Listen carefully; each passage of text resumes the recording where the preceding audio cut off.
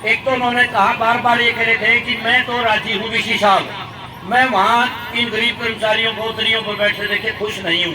क्या आप समझते खुश हैं?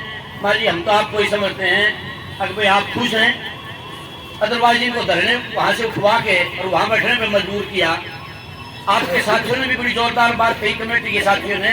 अब जितना हांगा हमारे टेंट तक तंबू पालन पर ला रहे, इतना हांगा जब पोर्टल पर लाने में तो हमारा काम हो जाता है। आपके साथ बहुत अच्छी बात है। कमेटियों में वार्तालाप में जितने साथी होते हैं उतने थोड़े। एक बात का ध्यान रखना होता है, जब एक बोल रहा है तो दूसरा ना बोले, क्योंकि एक बात मैं भूल गया भाई का याद आ गई, जो भूल गया इनका याद आ गई, ज्यादा आदमियों का फायदा होता है। लेकिन ये अनुशासन है कि जब एक बोल रहा है दूसरा ना बोले बस।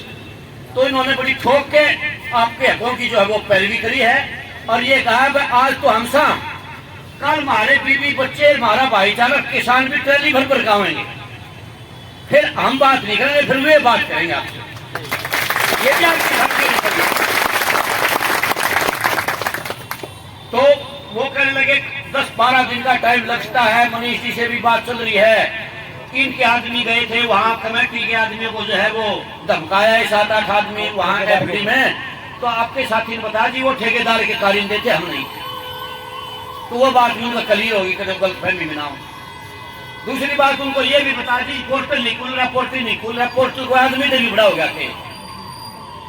मैंने फोन कर लिए, वीसी साहब कहने लगे कि वीसी साहब छोटी पावर नहीं होता, बहुत बड़ी पावर होती है वीसी फोन करे और रस्तोगी जी ना सुने, एफडी के चीफ सेक्रेटरी, अरे यहाँ यूनिवर्सिटी में आलम होने जा रहा है, एक मिनट का वीसी की बात का संज्ञान लेता है सरकार और प्रशासन, सीधे सरकार से जुड़े होते ये लोग।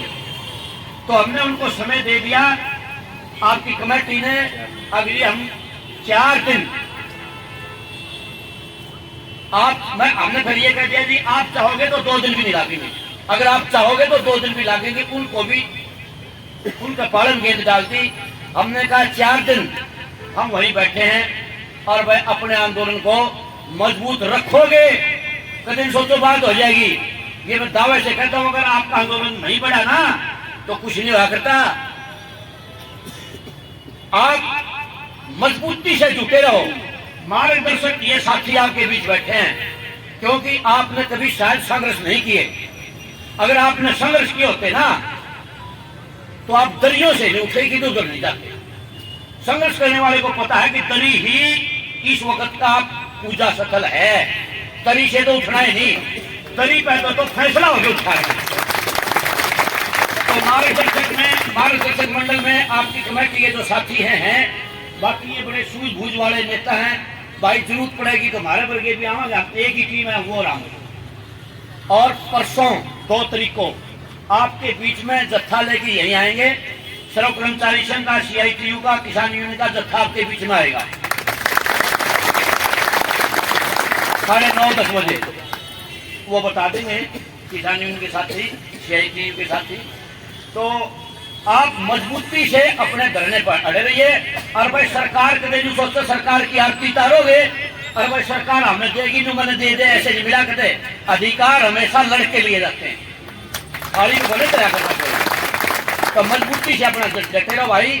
एक नारा मैं आपके लिए लगवाऊंगा, हमारे 48 साथी जिंदाबाद, अपने लिए तो 2 हटा दो साथी हो, दूसरे लिए तो 2 उठा दो। 48 साथी जिंदाबाद, 48 साथी जिंदाबाद, प्रशासन मुर्दाबाद, किसान मजदूर छात्र कर्मचारी एकता जिंदाबाद, हमारा भाईचारा जिंदाबाद, साझा संघर्ष जिंदाबाद।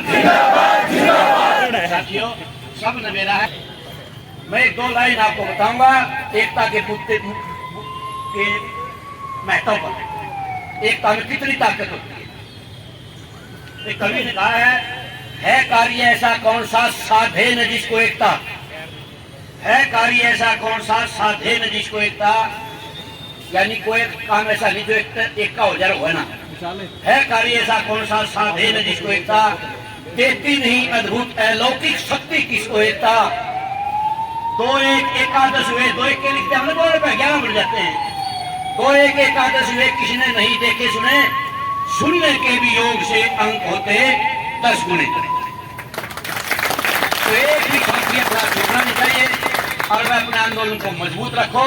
हमने 4 दिन का उनको टाइम दिया है, ऐसा नहीं है 4 दिन का हमने 40 दिन लागू।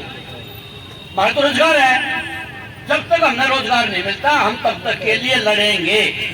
ये तो प्रशासन को टाइम दिया है।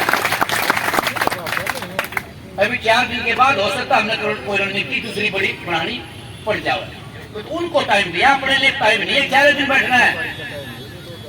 इसको तो जो ड्यूटी टाइम होता है 9 से 5 वो रखो। अगर 9 से 5 तो हमने धरना 8 से 5 सही। तो धन्यवाद साहब।